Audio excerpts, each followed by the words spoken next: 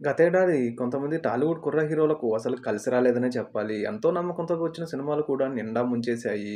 ఇక వరుస ఫ్లాపులతో సతమతమవుతున్న ఈ యంగ్ హీరోస్ పక్కా ప్లాన్‌తో ఈసారి హిట్ కొట్టాల్సిందే అంటూ మన ముందుకొచ్చేస్తున్నారు. ఆ హీరోలెవరంటే ముందుగా యంగ్ హీరో 'నితిన్' 2022లో మాచర్ల నియోజకవర్గంతో మాస్ ఆడియన్స్‌ని టార్గెట్ చేస్తూ వచ్చిన ఈ మూవీ బాక్సాఫీస్ వద్ద నిరాశపరచగా, ఇక 2023లో 'ఎక్స్ట్రార్డినరీ మ్యాన్' అంటూ మన ముందుకొచ్చేశారు. ఈ మూవీ కూడా ఫ్లాప్‌గా మిగిలిపోవడంతో ఇక 'భీష్మ' లాంటి హిట్ ఇచ్చిన వెంకీ కుడుములతో ఈ సంవత్సరం రాబోతున్నారు. అపజయాల్లో ఉన్న మరో కథానాయకుడు రామ్ పోతినేని. 'ఇస్మార్ట్ శంకర్' లాంటి మాస్ హిట్‌తో మంచి వసూలు రాబట్టిన తర్వాత 'వారియర్' మూవీతో ప్రేక్షకుల ముందుకొచ్చినప్పటికీ ఆశించిన ఫలితాన్నివ్వలేదు. ఇక బోయపాటి సీను కాంబోలో వచ్చిన 'స్కంద' మూవీ బాక్సాఫీస్ వద్ద నిరాశపరచడమే కాకుండా సోషల్ మీడియాలో ఫుల్‌గా ట్రోలింగ్‌కి గురైంది. అయితే ప్రస్తుతం రామ్, పూరీ జగన్నాథ్ డైరెక్షన్‌లో 'ఇస్మార్ట్ శంకర్‌కి సీక్వెల్‌గా 'డబుల్ స్మార్ట్' అంటూ ఈ సంవత్సరం మరోసారి తన అదృష్టాన్ని పరీక్షించుకోవడానికి ప్రేక్షకుల ముందుకు రాబోతున్నాడు. చూడాలి మరి ఈ సంవత్సరం అయినా హిట్ ట్రాక్ ఎక్కుతాడో లేదో మరి. ఇక అలానే ఫ్లాపుల్లో ఉన్న మరో హీరో నాగ చైతన్యకు కూడా కాలం కలిసి రావట్లేదనే చెప్పాలి. 'థ్యాంక్ యూ' మూవీతో పాటు 'కస్టడీ' మూవీ కూడా బాక్సాఫీస్ వద్ద ఫ్లాప్‌గా మిగలడంతో ప్రస్తుతం పాన్ ఇండియా మూవీగా తెరకెక్కుతున్న చందు మొండే డైరెక్షన్‌లో వస్తున్న 'తండేల్' మూవీలో హీరోగా నాగ చైతన్య మన ముందుకొచ్చేస్తున్నాడు.